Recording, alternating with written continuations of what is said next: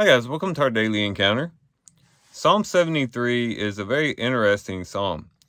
You have here Asaph, who goes from having strong faith to then having doubts, and then going back to having strong faith again. And it's an interesting psalm because it gives us an opportunity to really explore this whole idea of faith and doubt.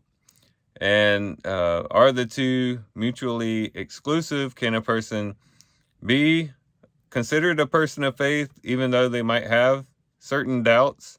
And how is it that a person should respond to doubts as they arise in a person's life?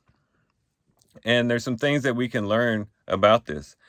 Um, Here, it's interesting too that Asaph is not wrestling with the problem of evil. He's not concerned with so much why is there evil in the world, which is the typical argument that oftentimes brings doubt into people's mind, like when they experience some type of hardship or they hear about some type of um, difficulty in the world. They hear about um, people experiencing traumatic events and things, and they wonder how could God allow such evil things to take place. That's not what Asaph is really concerned about. He's concerned with the problem of good, the problem of good, the fact that God actually allows good things to happen to bad people, and that seems to be the main thrust of his argument and his and the main source of his doubt. Not that there aren't some elements of good people suffering. He himself considers his own life that he was trying to serve God, and yet he uh, undergoes a lot of suffering. But the main thing seems to be, why do good things happen to bad people? And so we see this being the main thing. Now, as we consider this psalm, we can see there's basically three ways that doubt can arise. Doubt can be intellectual, it can be emotional, or it can be circumstantial. That is, doubts may arise because of some intellectual argument. Maybe there's an argument that somebody brings up against the Christian faith or belief in God, and that causes doubt to arise in someone's heart. It's more of something more in tune with logic and reasoning and the intellect, and that causes a person to have some doubts. Doubts can arise from emotions. We even see that in the psalm here in verse 21. There he says, "When my heart was embittered and I was pierced within, then I was senseless and ignorant, and I was like a beast before you." Seems to be that this embitterment in his heart, the fact that he was pierced within, this emotion that was arising as he saw all this good happening to these evil people, that seemed to intensify the doubts that he had about God. But then they can also be circumstantial, as mentioned. That is, the circumstances that we are in might cause doubts to arise in our hearts. In verse 3, he says, I was envious of the arrogant as I saw the prosperity of the wicked. And sometimes we see things and we experience things in our life that causes us to second guess our faith and begin to cause some doubts to arise. And so, however doubt comes about, whether it's intellectual or emotional or circumstantial, based on the circumstances, either way, doubt sometimes arises in our hearts. And there's some things that we need to know about doubt. And this psalm can help us to understand these things and help us to get through those seasons of doubt that sometimes we experience. And one thing that we can remember as we read this psalm is that doubt is not necessarily a sin. Just because a person is doubting doesn't necessarily mean that they're sinning. Matter of fact, it could be a sign of a very vibrant faith, which seems counterintuitive. But if a person is having doubts, it means that they're actually thinking seriously about certain things. They have a faith that's seeking understanding. They have faith, but at the same time, they want to understand the nuances of that faith, and they want to understand the challenges to that faith, and they want to really bear those out and see how these certain things that they're experiencing line up with the faith that they have. And a lot of times a person can come out of those situations with an even stronger faith than before, uh, maybe even more so than a person who never has their faith challenged at all.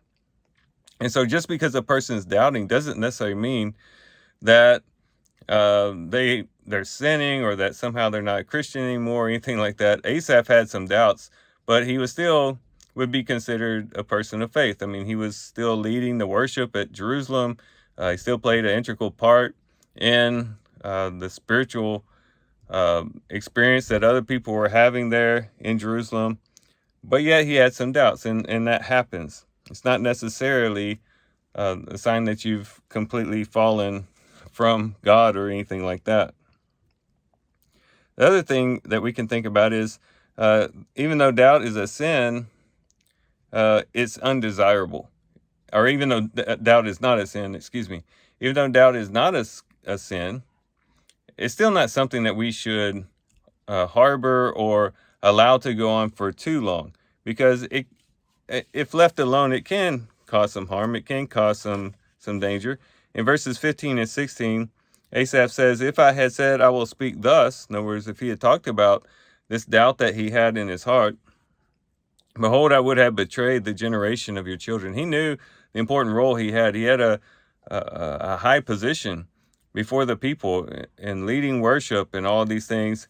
And he knew that if he expressed these doubts, it might cause other people to maybe fall away, and you feel like that was betraying them.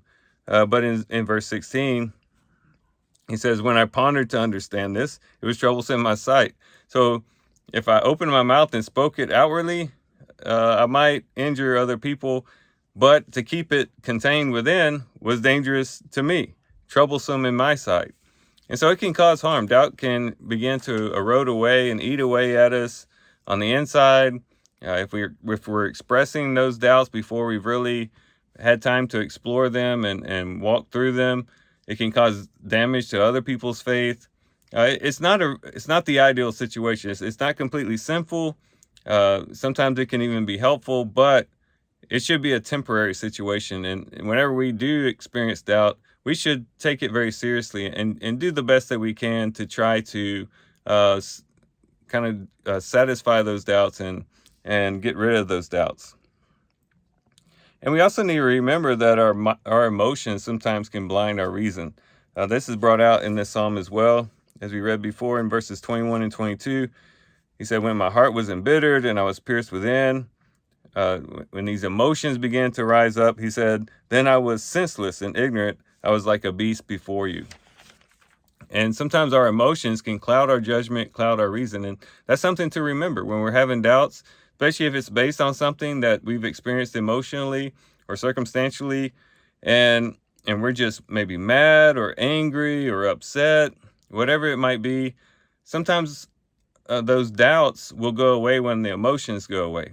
And so we shouldn't do anything too drastic or just completely do away with faith and completely walk away from the Lord, but to kind of recognize that, hey, maybe these doubts that I'm having are really being fed by my emotions. And it's not necessarily that these doubts are grounded in something true. It's just something we can consider.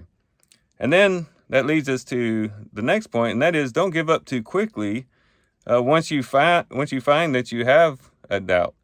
As we see in this psalm, Asaph went from a doubter to a testifier. He starts off saying, as for me, my feet came close to stumbling, my steps had almost slipped. But then he ends the psalm saying, but as for me, the nearness of God is my good, and I have made the Lord my refuge. I will tell of all of his works. So he went from a doubter to a testifier because he allowed himself to go through this process. And he didn't just walk away from God the first time he had these doubts and these emotions arose.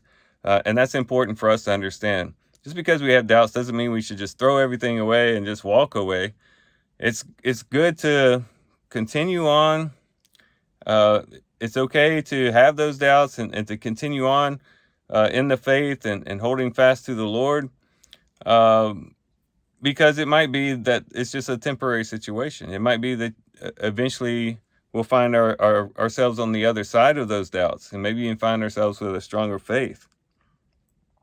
And then that leads us to the next point, and that is that we should continue in the spiritual disciplines, even though we might be having doubts.